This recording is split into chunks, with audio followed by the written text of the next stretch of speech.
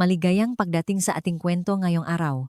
Dadalhin namin kayo sa sentro ng Metro Manila, sa gitna ng marangyang buhay ng nga elitista, kung saan ang bawat ngiti ay may katumbas na presyo at ang bawat sikreto ay may nakatagong panganib. Hindi lamang ito kwento ang isang pagtataksil sa loop ang isang mayamang pamilya. Ito ay isang bagbakan para sa kapangyarihan, dangal, at ang kinabukasan ang isang inosenteng buhay. Saksihan ang pagbabagong anyong isang babaeng minsan ay itinuring na mahina at ang pagguhong isang imperyong itinayo sa kasinungalingan. Tara, ating tunghayan ang katotohanang mas matalim pa sa anumang espada. Ang nga gulong ng McLaren ni Malcolm Feles ay humahagibis sa basang aspalto ng pribadong driveway. Isang pila na pana na humahati sa dilim bago sumikat ang araw sa Metro Manila. Sa loop, kinalas ni Malcolm Feles ang kanyang Tom Ford na kurbata. Ang anino ngang pabango ni Isabela isang nakakasulasok, mamahaling Jasmine ay nakakapit pa rin sa kanyang suit. Pagod na siya.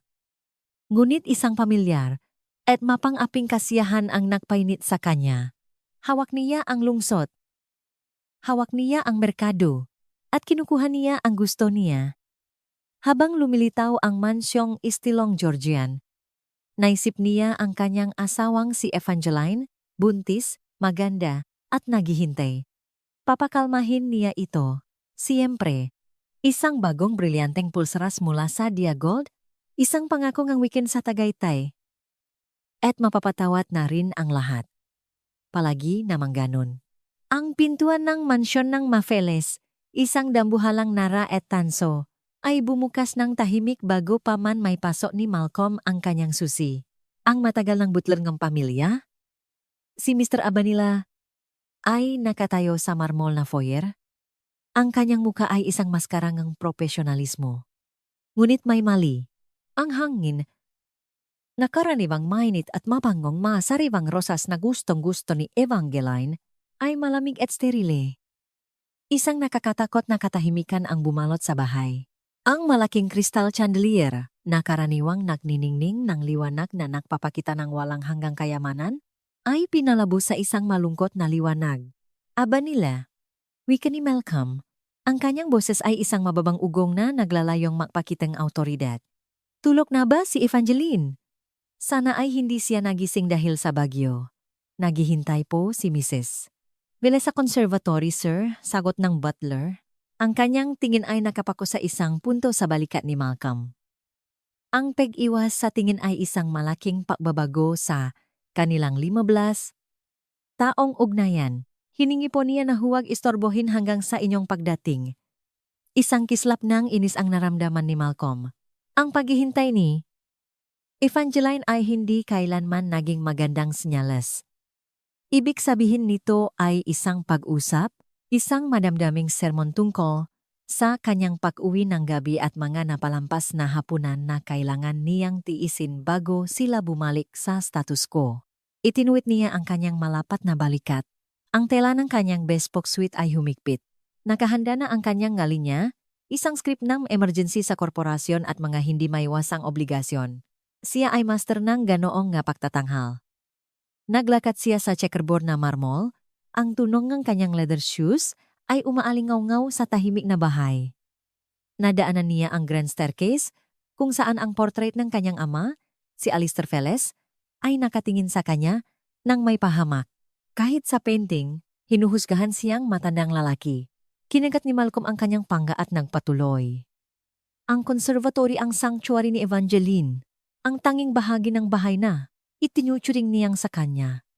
Ito ay isang glass dome na nakakabit sa East Wing, isang miniature jungle ng mga exotic na halaman mula sa kanilang mabiyahe o mas tamang sabihin. Mula sa mga catalog na binabasa niya habang nasa business trip siya. Tanaw nito ang hardin na ngayon ay hinahagupit ng bagyo, ang galit ng kalikasan ay sumasalamin sa bagyong kakaharapin niya. Ngayong gabi, gayunpaman, mas parang courtroom ito kaysa sa sanctuary. Ang hangin ay mabigat. Sa halumigmig at maga hindi nasabing akusasyon. Si Evangeline ay nakatayo sa tabi ng isang matangkat na fiddle leaf fig tree, nakatalikod sa pinto. Nakasuot siya ngang simpleng cream-colored na cashmere robe na elegante sa kanyang 7 buwang buntis na tiyan. Ito ang robe na binili niya sa kanya sa Scotland nung biyahe na parang isang buhay na ang nakalipas. Ang kanyang blonde na buhok, na karaniwang nasa perpektong waves, ay nakatali ng mahigpit sa kanyang batok, kahit nakatalikod. Ang kanyang postura? Ay, nakpa, pakitang isang malamig na katatagan na alien sa kanyang likas na malambot na kalikasan. Sarah, simula ni Malcolm, pilit na ginagawang malambing ang kanyang boses. Pasensya na, darling. Ang deal sa Japanese Consortium ay umabot hanggang gabi. Hindi sila tumatanggap ng hindi. Alam mo naman, hindi ito lumingon. Ang boses nito, nang magsalita, ay kasing patak at kasing lamig ng magabubok na naghihiwalay sa kanila sa bagyo. Huwag, Malcolm. Huwag ka nang magsinungaling. Pagod na ako sa makasinungalingan mo. Huminto siya. Ang kanyang rehearsed na apology ay namatay sa kanyang ngalabi. Ang pagiging direkta nito ay parang pagbuhos ng malamig na tubig. Ano ang pinagsasasabi mo? Grueling ang negosasyon. Talaga ba? Sa wakas ay lumingon ito. Ang mukha nito ay isang maskara ng kalungkutan. Maputla siya. Ang kanyang mga tampok ay nakaukit ng isang pihati na parang nagpatanda sa kanya sa isang gabi. Ang kanyang mga asul na mata, na karaniwang kulay ng langit sa Boracay, ay madilim at bumabagyo, katulad ng bagyo sa labas. Walang ngaluha. Ang nakakatakot na kawalan nito ay napapakita ngang isang pihati na lumampas na sa pag-iyak patungo sa isang malamig na determinasyon. Sa antik na mesa sa pagitan nila, sa tabi ngang isang nalalantang orchid, ay isang makapal na Manila folder. Mukha itong opisyal. Alam ko kung nasaan ka. Wika nito, ang bawat salita ay isang batong nagtatayo ngang pader sa pagitan nila. Alam ko ang tungkol sa penthouse suite sa Hotel Makati. Suite 28A. Yung may tanaw sa Ayala Triangle. Alam ko na may standing reservation ka tuwing Martes at Huwebes sa loob ng huling 6 na buwan. At alam ko ang tungkol kay Isabela Dubois. Ang pangalan ay tumama sa kanya na parang isang pisikal na suntok na nagpatigil sa kanyang pahinga. Isabela, ang agresibo at ambisyosong vice president mula sa Omnicorp. Ang kanilang affair ay isang delikadong laro ang corporate at carnal conquest. Isang laro na inakala niyang nilalaro niya ng may maingat na discretion. Isang lihim na bisyo sa isang buhay na punong-punong pagpapanggap. Maling-mali ang pagkakilala niya sa kanyang asawa. Sarah, pakinggan mo ako, wika niya. Humahakbang pasulong. Ang kanyang kamay ay itinaas bilang tanda ng pagsuko. Kasinungalingan iyon. Siyempre, nag-abang siya. Hindi sumusuko. Isang pagkakamali lang iyon, isang walang kabuluhang diversion, wala itong kinalaman sa atin, sa pamilya natin. Pamilya natin, inulit nito, at isang mapait na tawa ang kumawala sa kanyang mga labi. Isang tunog na hindi niya kailanman narinig at nagpalamig sa kanyang buto. Ang pamilya natin ay binuo sa Pundasyon Nege iyong mga walang kabuluhang diversyon. Hindi ito ang una. Malcolm, alam ko ang tungkol sa gallery assistant sa London, ang ski instructor sa Aspen, ang asawa ng iyong board member, alang-alang sa Diyos. Binaliwala ko sila. Sabi ko sa sarili ko, iyon ang presyo ne pagiging Mrs. Velez. Pero ito ay iba. Ito ay hindi lang pagtataksil sa akin. Ito ay pagtataksil sa ating anak. Itinuro nito ang folder sa mesa. Naghira akong lalaki, isang napakahusay, si Mr. Gabla. Mas mahusay siya kaysa sa mga corporate spiders na ginagamit mo para sirain ang iyong mga kakumpetensya. Siya ay maingat, profesional, at napakagaling. Ang dugo ni Malcolm ay nalamig. Pagkatapos ay uminit sa galit. Ang kapal ng mukha, ang kanyang asawa, ang tahimik at magalang na si Evangeline, ay nag-hire ng isang pribadong investigator para i-spy siya. Isang malaking paglabag sa mga hindi nakasulat na tuntunin ng kanilang mundo. Pinamanmanan mo ako. Nadala ka ang estranghero sa ating buhay. Sa ating pagsasama, sigaw niya. Pinapasok mo si Isabela Duboy sa ating pagsasama? Sagot nito, ang boses ay hindi natitinag, ang kanyang kamay ay nakahawak sa kanyang tiyana parang kumukuha ng lakas. Ako ay nagdodokumento lamang ng mabisita na ikaw mismo ang nag-imbita. Kailangan kong protektahan ang aking sarili at ang ating anak. Kinuha nito ang folder. Ang kanyang makamay ay hindi nanginginig. Hindi niya ito binuksan para ipakita ang magrainy na litrato o resibo ng hotel. Alam na ni Malcolm ang laman niyon. Ang clinical at hindi matatawarang ebidensya ang kanyang panlilinlang.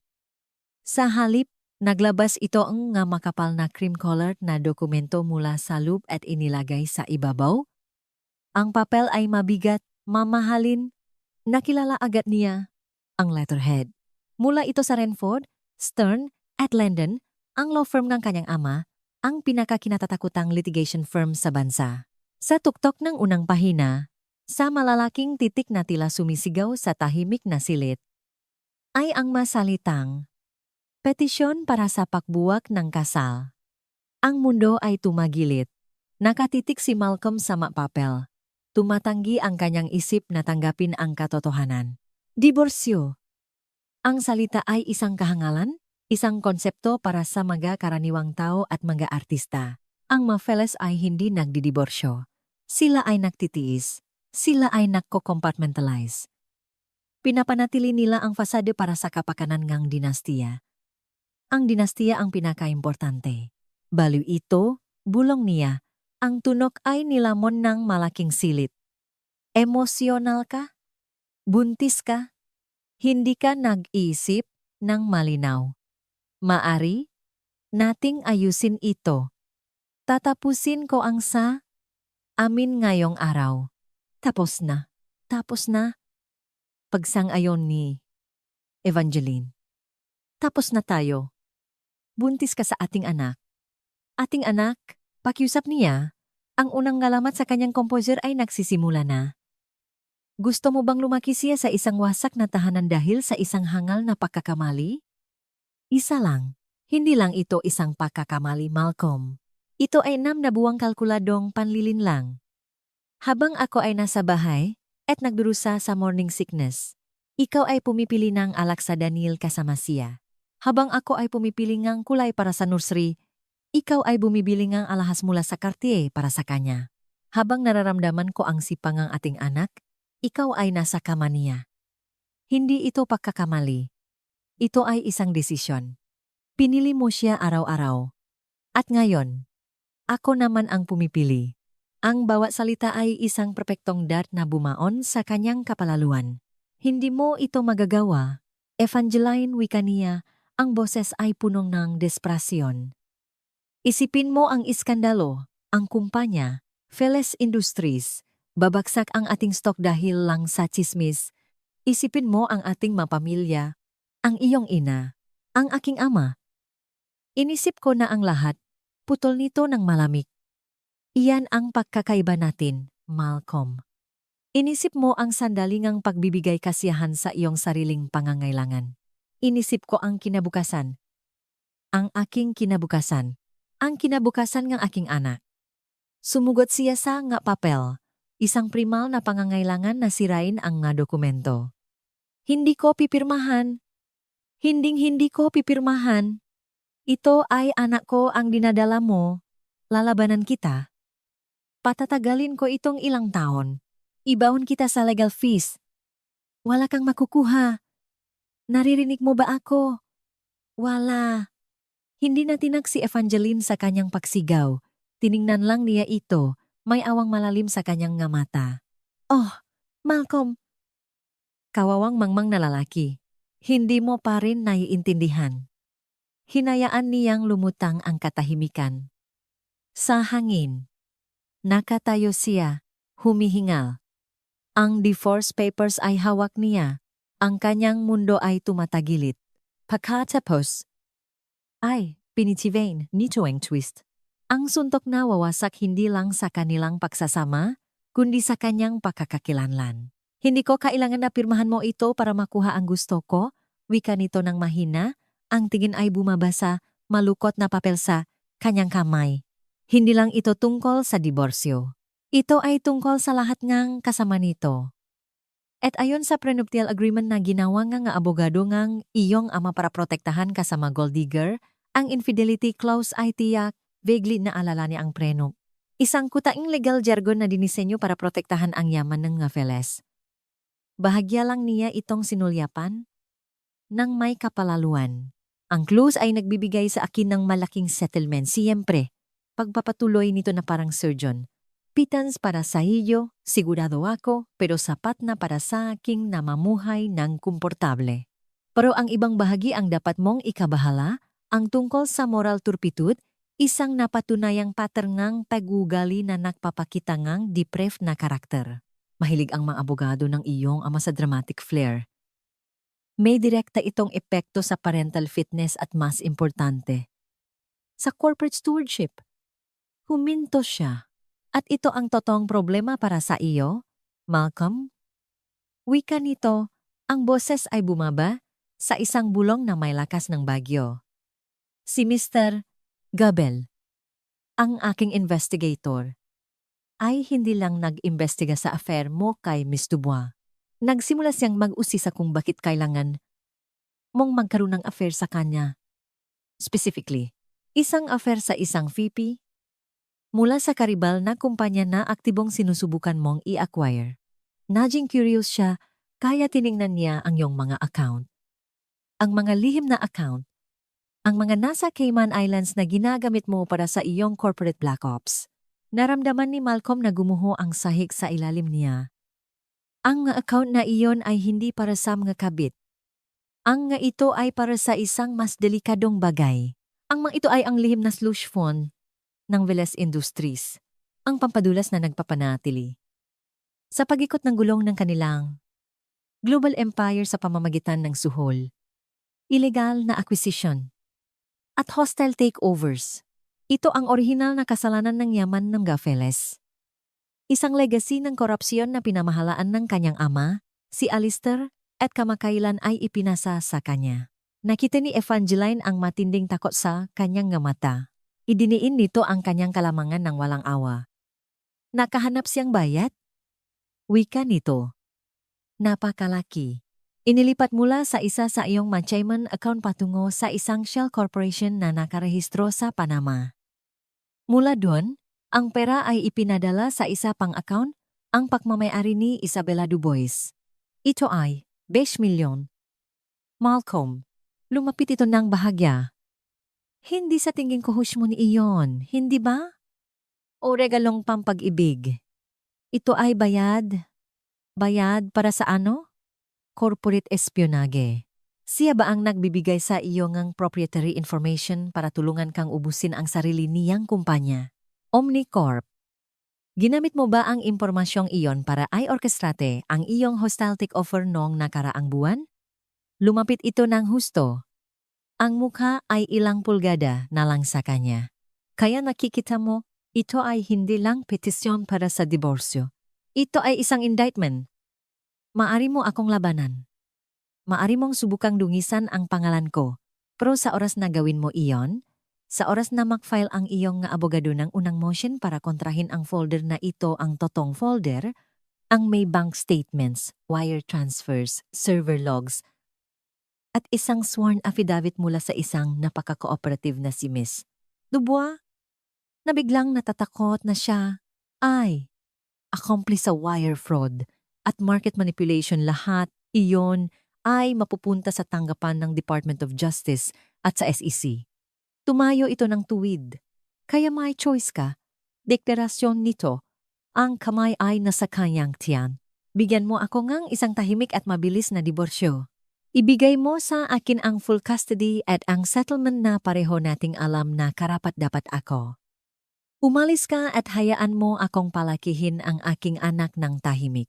O maari mong panghawakan ang iyong nakakaawang pride at susunugin ko ang buong Veles Empire kasama ka at ang iyong ama. Ang desisyon mo.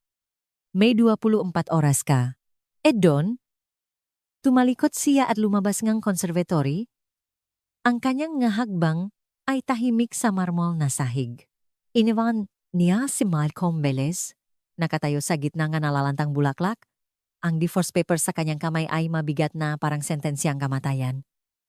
Ang bangong Jasmine ay napalitan ngang bahong nasunok na lupa. Ang 24 oras na ibinigay ni Evangeline ay tumatakbo na parang time bomb na nakakabit sa pundasyon ng kanyang mundo. Hindi natulog si Malcolm. Hindi siya kumain. Naklakat-lakat siya sa loop ng penthouse, ang mga kumukutitap na ilaw nga. Makati ay isang mapang-asar na tanawin na. Isang kaharian na malapit na niyang mawala. Ang divorce papers ay nakalatak sa kanyang antique desk, isang puting bandilang ang paksuko na hindi niya matanggap na iwagaywe. Ang una niyang instinct, ang hinubok ng habambuhay na pribilehiyo at kapangyarihan ng Mafeles, ay durugin ito, pakawalan ang kanyang legal team, mga lobo sa Zegna suits na dalubasa sa scorched earth litigation. Naisip niya ang ibaon si Evangeline sa mga motion, deposition, at injunction hanggang sa humingi ito ngang awa hanggang sa siya ay mawalan ngang pera at emosyonal na gumuho. Ngunit naunahan siya nito ng may nakamamanghang tapang. Hindi ito patas na laban. Ito ay isang hostage situation. Hawak nito ang kumpanya, ang kanyang ama, ang kanyang buong legacy na bihag, ang 5 milyong bayat kay Isabela. Eksakto ito gaya ng hinala ni Evangeline, isang napakatalino, brutal, at ilegal na hakbang para masiguro ang Omnicorp takeover. Naramdaman niyang master siyang mundo ng isara niya ang deal na iyon. Ngayon, napagtanto niyang wala siyang pinakaiba sa isang ordinaryong kriminal at ang kanyang asawa ang may hawak ng resibo. Ang una niyang tawag ay hindi sa kanyang abogado. Ito ay sa isang lalaki na mas malupit kaysa sa sinumang attorney. Ito ay sa kanyang ama. Si Alistair Velez ay sumagot sa ikalawang ring mula sa kanyang sprawling na estate sa Batangas. Ang kanyang boses ay crisp at nainip kahit nam. No. Dapat lang na ito ang pinakaimportanteng tawa ng buhay mo. Maaring ito na nga. Wika ni Malcolm. Ang nga salita ay lasang abo. Alam niya, pahayag niya, walang paligoy-ligoy. Evangeline, alam niya ang lahat. Inilatag niya ang lahat, ang boses ay mababang tono ngang pakatalo. Ang private investigator, ang diborsyo, ang infidelity clause, ang moral turpitude. Pinanot niya ang unang silip ngang araw na tumama. Samga gusali sa Makati. Isang sibat ng liwanag sa kulay abong langit. Nang makarating siya sa 5 milyong bayat na ipinadala kay Isabela, tumahimik ang linya sa loop ng mahabang sandali. Naisip ni Malcolm ang mukhang kanyang ama hindi nagpapakitang takot, kundi ang malamig at kalkuladong galit ng isang chess master na ang kalaban ay gumawa ng isang hindi inaasahang hakbang. Ang babae ay isang loose end, wika ni Alistair, ang boses ay kasing lamig at kasing lupit ng dagat sa taglamig. Sinabi ko sa iyong hawakan siyang cash, hindi matutunton. Gumamit kang wire transfer. Naging sentimental ka, sloppy. Sentimental. Isinasara ko ang pinakamalaking deal ng taon, ganti ni Malcolm. Isang kislap ng dating apoy ang bumalik. Isang deal na pinilit mo akong mapanalunan sa kahit anong paraan. May magastos at may magastos. Bata, unggot ni Alistair. Nilabag mo ang cardinal rule. Huwag silang bigyan ng leverage. Hayaan mong makuha ngang asawa ang itaas na bahagi. So, ano ang gusto niya? Ano ang ransom? Isang tahimik na diborsyo. Full custody. Ang settlement mula sa prenup. Ibigay mo sa kanya. Mabilis at desidido na wika ni Alistair. Bitawan mo siya. Ang one-time payment ay mas mura kaysa sa investigasyon ng SAC. Absorbahin natin ang lugi. Pagkatapos ay sisimulan natin ang ating sariling kampanya. Maglalabas tayo ng kuwento sa broadsheet tungkol sa pakikipag-affair niya sa kanyang tennis coach. Maghanap tayo ng katulong na magsasabing mahilig siyang uminom. Ipipinta natin siya bilang isang unstable at gold-digging na hysteric. Sisirain natin ang kanyang reputasyon ng lubusan na hindi na siya makakaorda Ang kapesalungsot na ito ng hindi pinagtitinginan. Sa oras na makaroon ngang custody battle, ituturing siyang unfit mother. At makukuha natin ang bata. Naramdaman ni Malcolm ang isang matinding paduduwal. Ito ang pamamarang Felice hindi para lutasin ang problema, kundi para burahin ang nga ito, para sunugin ang lupa hanggang sa wala ng tumubo. Inisip niya si Evangeline. Ang kanyang tahimik na lakas, ang kanyang dignidad, kahit sa gitna ng kanyang pahit. Inisip niya ang bata na kanyang dinadala ang kanyang anak, ang isailalim sila sa ganoong uring public vivisection ay nakakasulaso. Hindi, wika ni Malcolm, ang salita ay lumabas mula sa isang malalim at hindi pamilyar na paniniwala. Ano ang sabi mo sa akin? Ang boses ni Alistair ay bumaba sa isang mapanganib na antas. Sabi ko, hindi. Inulit ni Malcolm, isang bagong resolusyon ang nagpapatigas sa kanyang boses. Hindi natin sisirain ang inang ang aking anak. Hindi natin hihilahin ang isang sanggol sa ganong uring dumi. Kailangang may ibang paraan. Lumambot ka na, mura ni Alistair. Fine. Gusto mong ibang paraan? Humanap ka ng kahinaan. Isang pressure point. Lahat ng tao ay mayroon nito. Ang asawa, ang PI, ang kabit. Hanapin mo at pisilin hanggang sa pumutok. Magtatawag ako. Ang PI nagabel. Sinabi mong makikita niya ang kanyang lisensya na nakasalang sa review at isang full IRS audit sa kanyang desk bago magtanghali. Ang babay. Si Dubois. Makikita ang kanyang career prospects na globally extinguished. Kami ang bahala sa peripherals. Pero ikaw, Malcolm, kailangan mong hawakan ang iyong asawa. Paalalahanan mo siya sa buhay na kanyang bibitawan, ang prestihiyo, ang kapangyarihan, ang proteksyon ng ating pangalan. Paalalahanan mo siya na ang pangalang Renford ay matanda at iginagalang. Pero ang pangalang Velez ay kinatatakutan. Ibinaboy ni Alistair ang tawa. Iniwan si Malcolm sa isang katahimikan na mas nakakatakot kaysa sa paksiga. Ang plano ng kanyang ama ay malinaw, isang kampanya ng intimidasyon at pakawasak. Siya ang dapat humawa kay Evangeline. Ngunit habang tinitingnan niya ang napapel ngang diborsyo muli, napagtanto niyang hindi naiintindihan ni Alistair ang bagong realidad. Hindi na natatakot si Evangeline sa kanila. Naglakat siya sa apoyng kanyang pagtataksil at lumabas bilang isang bagay na hindi nababasak. Samantala, 20 blok sa timog, si Evangeline ay hindi naghihintay. Hindi siya nagtatago sa townhouse ng kanyang magulang, umiyak habang nagtitsaa. Siya ay nasa isang war room. Ang opisina sa Makati ng Renford, Stern, at London ay isang kutang mahogani at tahimik na kakayahan. Kasama niya ang kanyang ama, si Robert Renford, isang pilak ang buhok na leon ng legal world na ang kalmadong muha ay nagtatago ang isip na parang bakal, at ang kanyang nakatatandang kapatid, si Julian Renford. Si Julian ay lahat ng hindi si Malcolm sinusukat. May empatiya, pero may mabangis na protektibong ugali na naging mapagiganti sa sandaling nalaman niya ang kinahinatnan ni Evangeline. Ang unang gagawin ni Alistair ay sirain ang iyong reputasyon. Wika ni Julian, naglalakat sa harap ng whiteboard na puno ng flowcharts at contingency plans. Naging prosecutor siya bago sumali sa firm ng pamilya at tinatrato niya ito na parang kaso laban sa isang mob boss. Maglalabas siyang kuwento. Ang mag-gossip sites ay makakaroon ang field day. Tatawagin ka nilang mapait, sakim, unstable. Hayaan mo sila. Wika ni Evangeline ng mahinahon, humihigop ng saa. Ang kanyang pagbubuntis ay nagbigay sa kanyang kakaibang pokus, isang linaw na pumutol sa ingayng kanyang nga emosyon. Ang ngapetidrama ngang mataas na lipunan ay parang walang kabuluhan na ngayon. Ang ating narrative ay mas malakas. Buntis na asawa na iniwan ang kriminal na asawa. Iyan ang headline na kusang sumusulat sa sarili nito. Maari silang magbatong putik. Pero hawak ko ang isang nuclear bomb. Ang publiko ay kakampi sa ina. Tumawag ang PI na si Gable, singgit ni Robert Renford, tumitingin mula sa kanyang telepono ng may mapait na ngiti.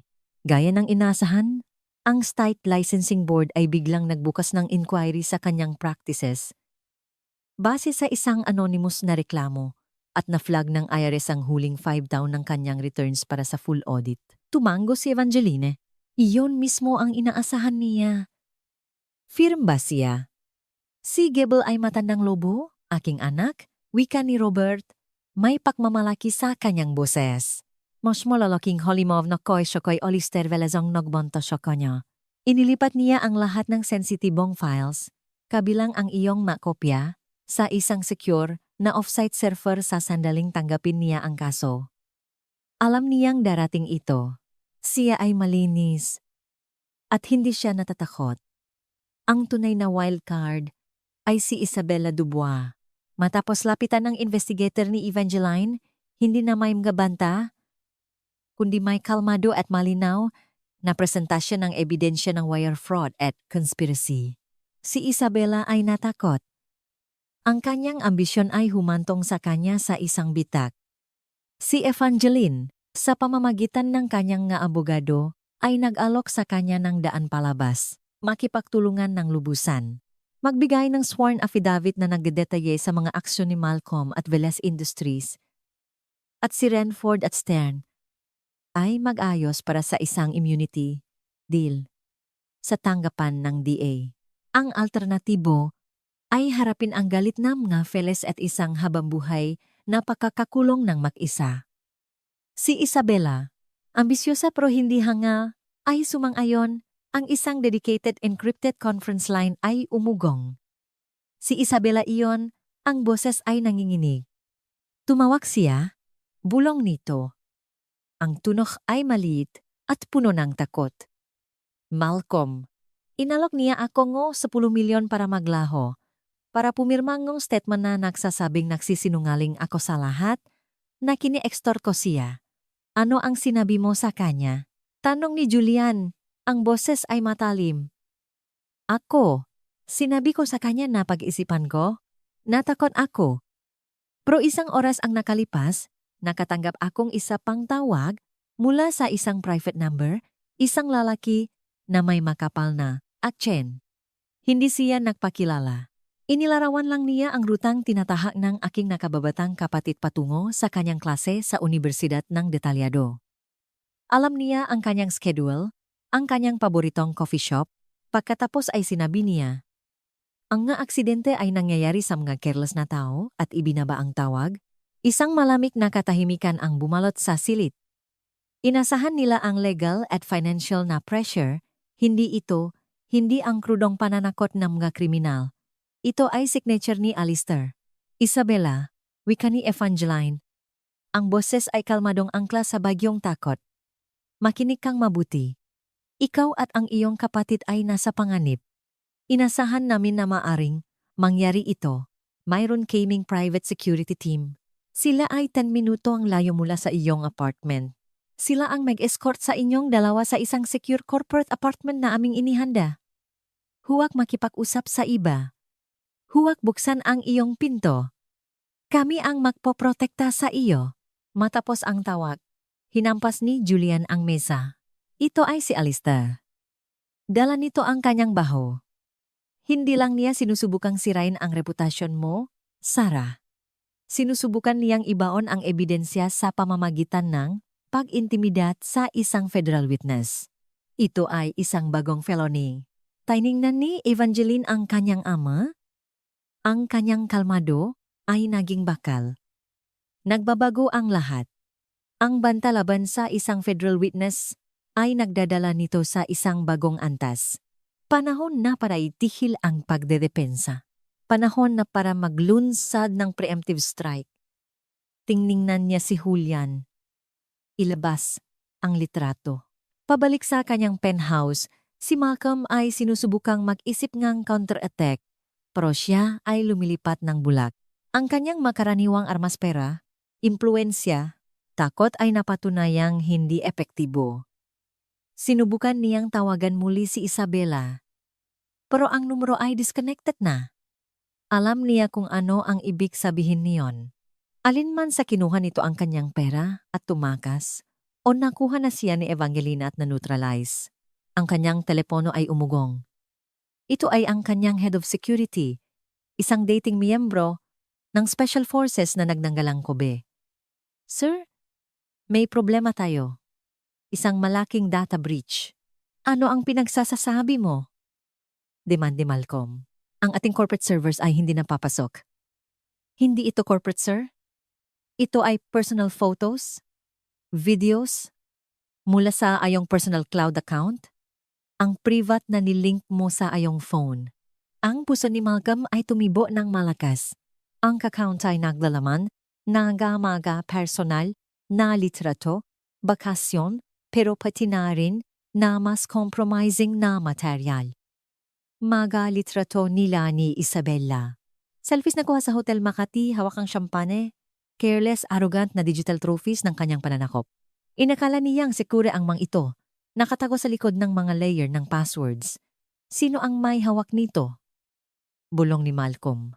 Hindi namin alam ang source ng breach, pero alam namin kung saan sila ipinadala. Wika ni Kobe. Ang boses ay malubha sa bawat major news outlet sa lungsod. The Times, The Post, The Journal, Gawker, TMZ, lahat sila ipinadala sila mula. Sa isang anonymous na encrypted email address, 30 minuto ang nakalipas, ang subject line ay, ang totong Malcolm Velez. Lumaylay si Malcolm sa kanyang upuan. Ang telepono ay nahulog mula sa kanyang hawak. Hindi ito ang magaspang at kriminal na istilong kanyang ama. Hindi ito isang page 6 leak na itinanim sa isang friendly na editor. Ito ay isang surgical strike. Tumpak, mapangwasak, at dinisenyo para sa maximum na public humiliation. Gusto ni Alistair na ipinta si Evangeline bilang unstable. Kakapinta lang nito sa kanya bilang isang malibok at taksil na baboy para sa buong mundo na makita. Alam niya nang may nakakasukang katiyakan kung sino ang nasa likod nito. Si Evangeline ay hindi lang nag-hire ng PI para mahanap ng dumi. Nag-hire siya ng hacker para nakawin ang pala. Ang laro ay nak-eskalate. Ang manhahukbo ay hindi na lang naktitipon. Sila ay nagmamartsa na at si Evangeline Ranford Velez ay kakaputok lang na unang kanyon na patutunayan na ang tahimik at magandang babae na akala niya ay kilala, niya ay wala na. Napalitan ng isang strategist na kasinitigas at kasinakalkuladong nga lalaking kanyang nilalabanan. Ang 24-hour deadline ay isang smokescreen lang. Ang kanyang giyera ay nagsimula na. Ang mundo ay gumuho ng dahan-dahan. Sa 9:00 Meto, ang mukha ni Malcolm ay nasa bawat gossip website. Isang malandi at mapang-eping selfie niya at isang matagumpay na si Isabella, may champagne sa kamay. Ang marangyang suite ng Hotel Makati ay hindi mapagkakamalan sa background. Iba pang mga litrato, mas explicit, pero parehong nakakasira, ang sumunod. Ang kwento ay hindi lang tungkol sa pagtataksil. Ito ay tungkol sa isang malaking pang-abusong kapangyarihan. Isang makapangyarihang CEO na nambibiktima ng isang subordinate mula sa karibal na kumpanya. Ang narrative na binuo ni Evangeline ay masterful. Hindi siya isang lalaking naktaksil. Siya ay isang corporate predator na gumagamit ng mababay bilang kasangkapan. Ang board ng Velez Industries ay nagpulong ng emergency meeting via teleconference. Pinagdugtong ni Malcolm ang kanyang muka sa isang grim mask. Ang stock na nagbukas ng stable ay nasa free fall na. Ang veteran PR chief ng kumpanya, isang lalaki na nagpaikot ng ginto mula sa iskandalo sa loob ng mga dekada, ay hindi makapagsalita. Naglabas siya ng no comment. Nasa mata ng publiko ay pagamin na rin. Bago matapos ang tawag, sinabihan si Malcolm na manatili sa bahay at huwag magbigay ng public statement. Radioactive na siya.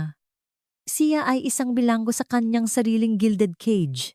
Ang pagtunog ng kanyang telepono ay isang patuloy na paalala ng kanyang kahihiyan.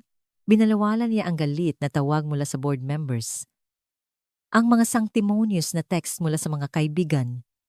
At ang walang katapusang pag-atake mula sa mga oportunistang journalist. Ang tanging tawag na hinihintay niya ay mula sa kanyang ama. Nang sa wakas ay dumating ito. Ang boses ni Alistair ay hindi sumisiga. Ito ay isang mababang volcanic na ugong, ang tunog ng pressure na bumubuo sa ilalim ng lupa. Naging liability ka na, bulyaw ni Alistair. Isang laughingstock. Ang ating pangalan, ang pangalang binuong aking lolo mula sa wala, ay punchline na sa umaga sa telebisyon. Hinayaan mo siyang gawin ito sa iyo. Sa ating pangalan. Hinak niya ako, sigaw ni Malcolm. Ito ay higit pa sa inaasahan natin. Ito ay cyber warfare. Inaasahan, tawa ni Alistair. Isang tuyong tunog na walang katatawanan. Inaasahan ko ito sa sandaling sinabi mong nag-hire siya ng investigator. Sinabi ko sa iyong durugin siya. Sinabi ko sa iyong ilibing siya. Sa halip, nag-atubili ka. Naramdaman mo ang awa. At ngayon, ang iyong awa ay nakakahalaga sa pamilyang itong milyon sa market value at nag-imbita ng scrutiny ng buong mundo. Ang SEC ay gumawa ng informal inquiry ngayong umaga. Namoy nila ang dugo sa tubig. Naramdaman ni Malcolm ang lamig na walang kinalaman sa air conditioning ng penthouse. Ang SEC, ang bugiman ng kanilang mundo. Ano ang gagawin natin? Ano ang plano? Walang tayo. Mayroon lang problema at solusyon, wika ni Alistair ng malamay. Ang problema ay ang ebidensya na hawak ni Evangeline ang wire transfers. Ang testimony ng babay. Hanggat umiiral iyon, vulnerable tayo. Kaya, ipapawala natin iyon. Ano ang pinagsasasabi mo? Hindi natin mapuntahan si Isabela. Hawak siya ni Evangeline ng mas mahipit kaysa sa Fort Knox. Hindi ako nasasalita tungkol sa babay, linaw ni Alistair. Ang boses ay nakbabala. Ang pinausapan ko ay ang source ang dahilan ng pagbabayad. Ang dila na iyon, ang takeover ng Omnicorp. Kailangan itong linisin. Kailangan nating burahin ang mismong krimen mula sa kasasayan. Ang isip ni Malcolm ay karera. Sinusubukang intindihin ang kapal ngang mukha ngang ipinapanukala ng kanyang ama. Linisin ang deal. Tapos na ang deal na iyon. Ang assets ay naabsorb. Ang paperwork ay nafile sa federal regulators. Paano ang mga record ay nafile? Ang pera ay gumalaw. Nasimulan ko na ang protocol. Paliwanagan ni Alistair na parang nagdidiskusyon ng routine maintenance sa isang yacht. Ang ating offshore team sa Geneva at Panama ay gumagawa ng bagong narrative, isang backdated paper trail. Ipapakita nito na ang 20 milyon ay hindi bayad para sa corporate espionage, kundi isang legitimate binder's fee na binayaran sa isang third-party consultant na nakabase sa Liechtenstein na pagkatapos, para sa sarili niyang dahilan, ay binayaran si Ms. Dubois. Magulo ito, mahal, pero depensable. Ang labo ng tubig ay sapat na para makaliha ng reasonable doubt. Isang third-party consultant. Sino? Tanong ni Malcolm na nalilito. Isang lalaking umiral lang sa papel. Isang multo sa makina. Isang convenient na phantom na sasalo sa sisi at maglalaho sa digital ether kapag natapos na ang kanyang layunin. Ito ang madilim na puso ang Feles Machine.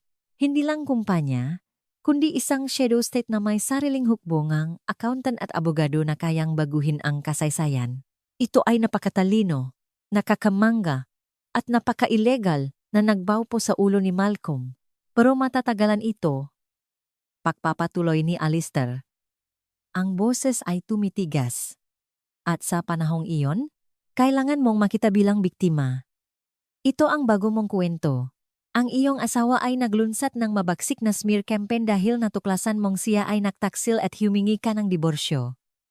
Broken-hearted ka.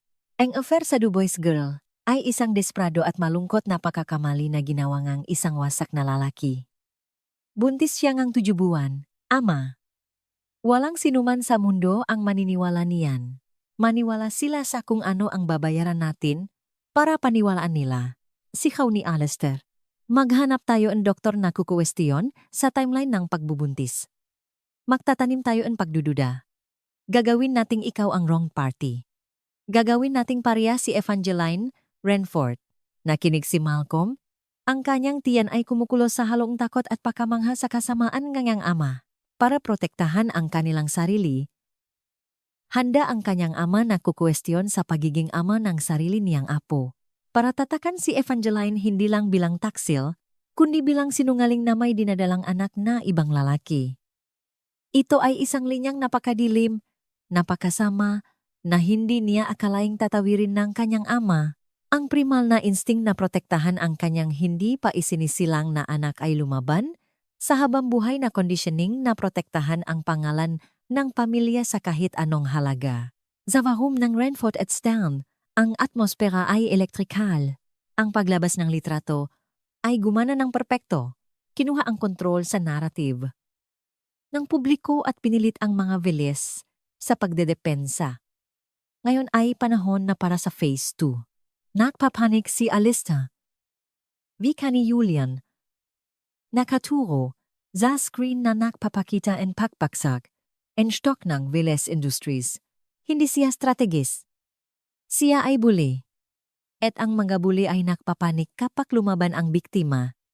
Gagawa siya ngang isang padalos-dalos at hangal na hakbang. Gumagawa na siya ng cover story, wika ni Evangeline. Nakaupo siya sa dulo ng mesa. Isang reyna na nakmamasid sa kanyang larangan ng digmaan.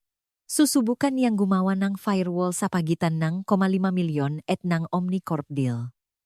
Iimbento siya ng middleman, isang consultant, isang shootout. Magpapalsipika siya ng dokumento para magmukhang legit.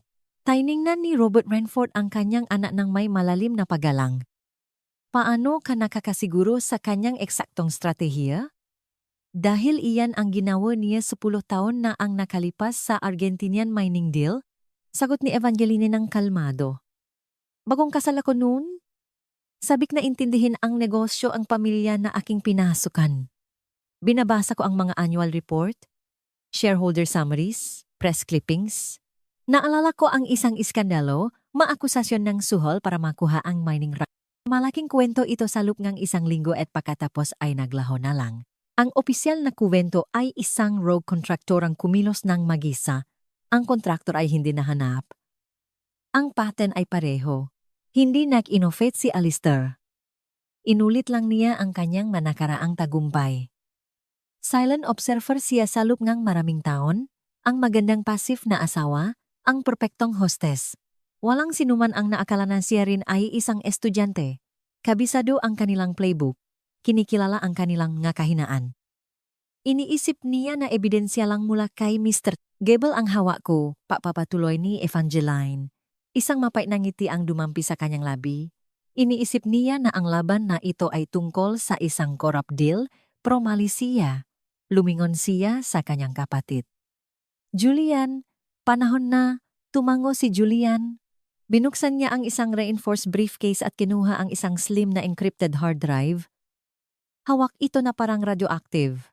Noong unang lumapit sa akin si Sarah sa 2 na buwan na ang nakalipas, matapos niyang makita ang isang kahina-hinalang chart sa kanyang AMX bill, alam niyang hindi sapat na patunayan lang ang affair.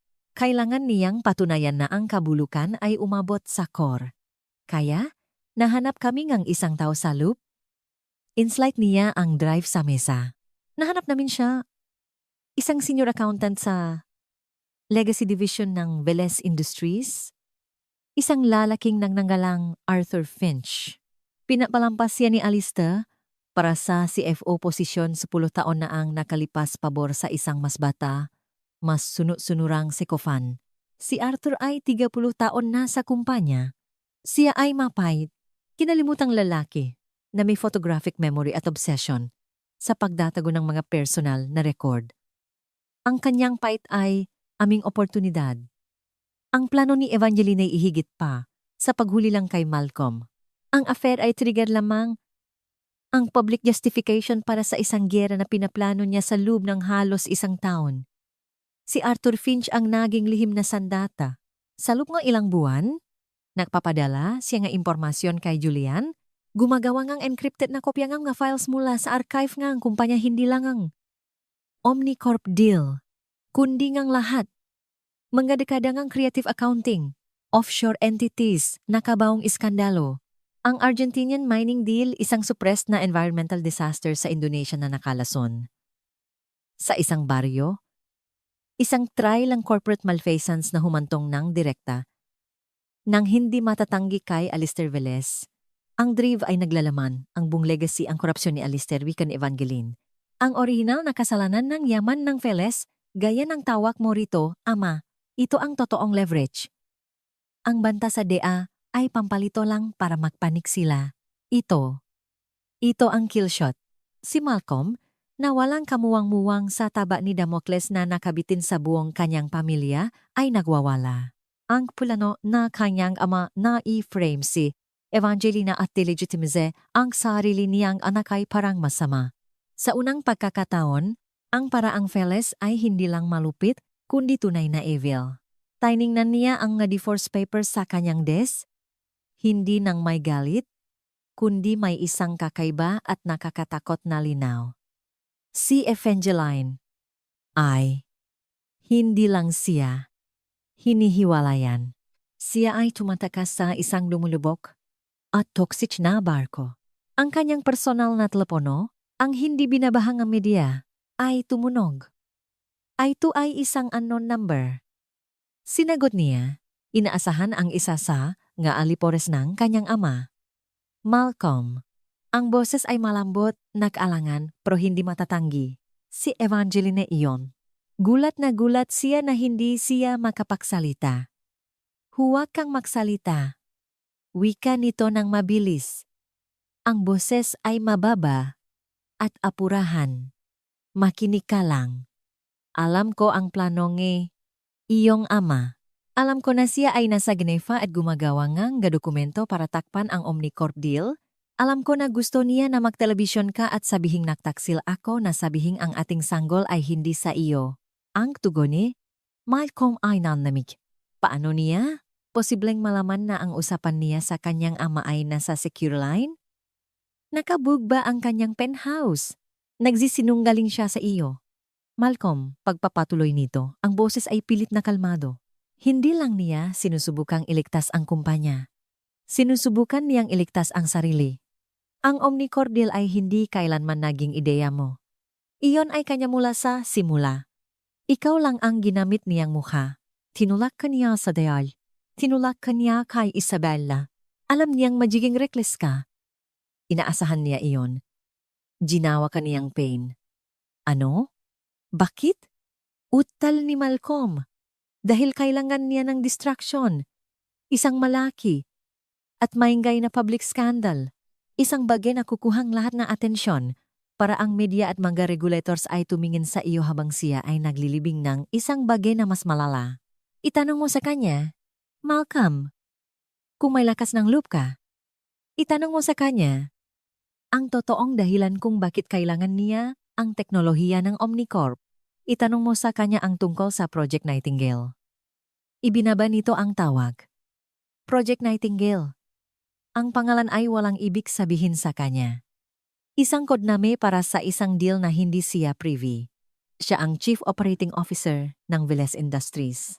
Ang tagapagmana, dapat alam niya ang lahat. Ang realisasyon ay bumagsak sa kanya.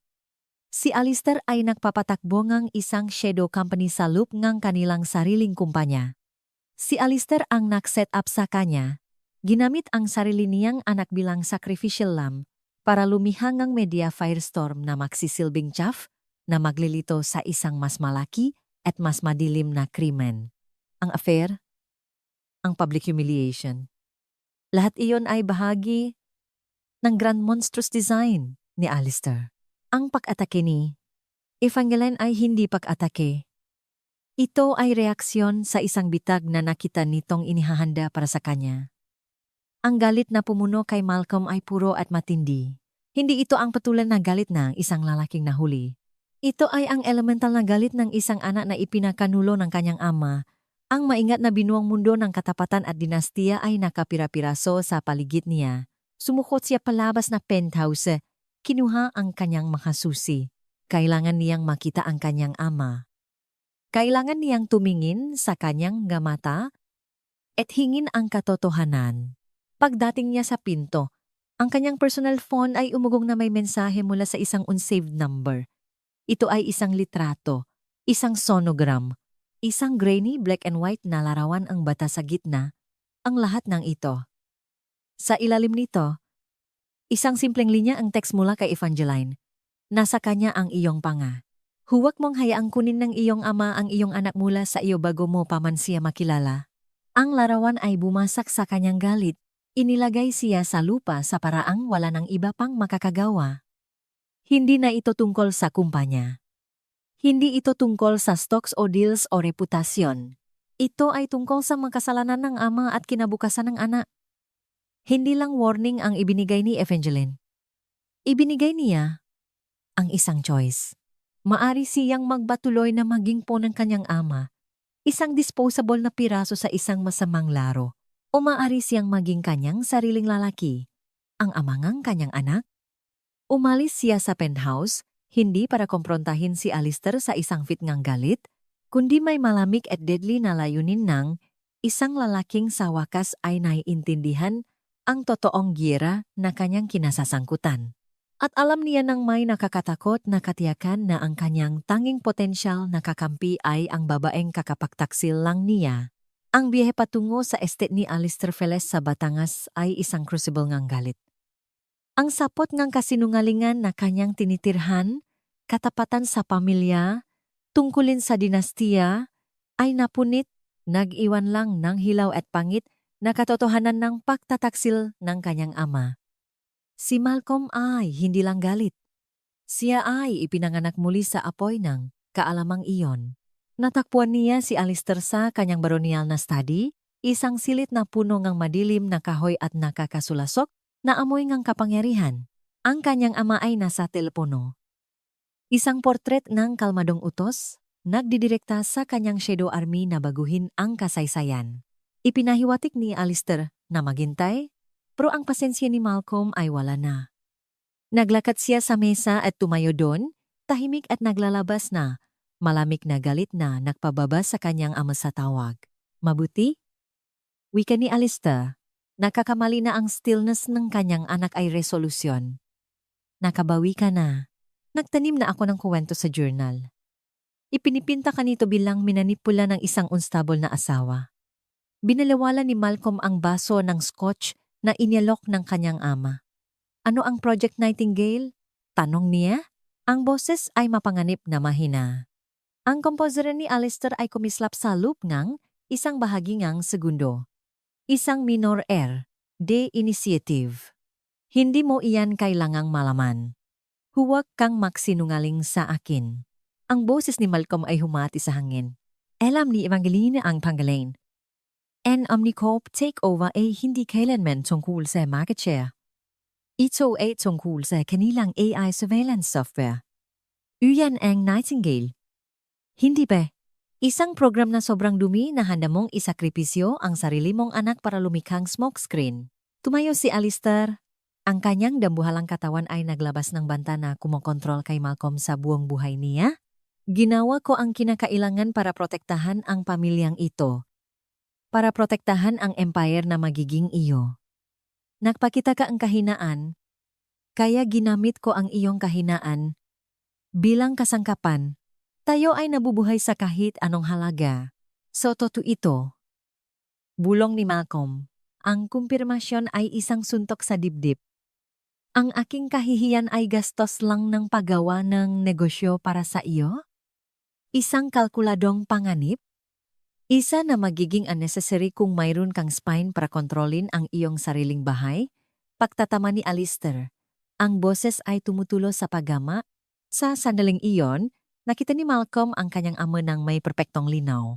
Isang tyrant na sobrang kinain na, kapangyarihan na susunugin niya, ang sarili niyang kadugo para mapanatili ang kanyang trono. Ang habang buhay na. Takot na naramdaman niya para sa lalaking, ito ay naging purong pandidiri. Hawa ni Evangeline ang lahat. Wika ni Malcolm. Ninanamnam ang nga salita na tatapos sa paghahari ng kanyang ama. At hindi ko ibig sabihin lang ang Omnicorp deal. Hawa niya ang lahat. Ang Argentinian mine. Ang Java Sea disaster.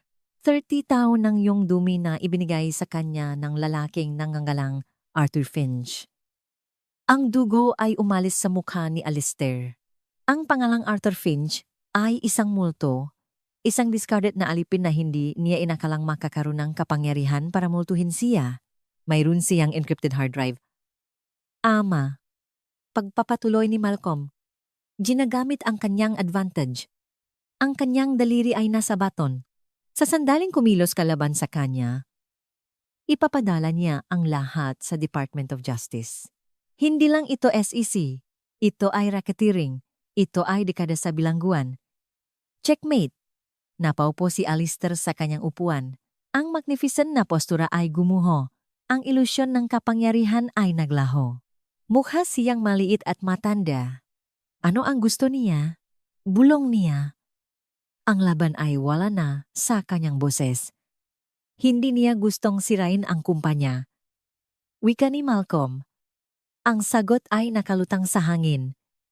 Gusto niya itong linisin.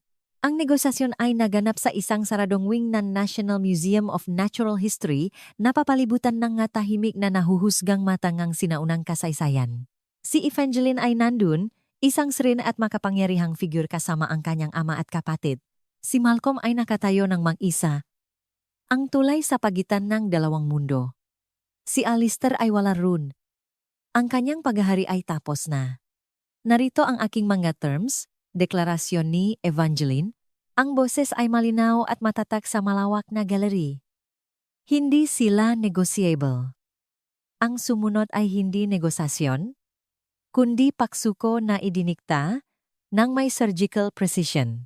Una, si Alistair Velez ay agad na magre-resign mula sa board. Base sa health reasons.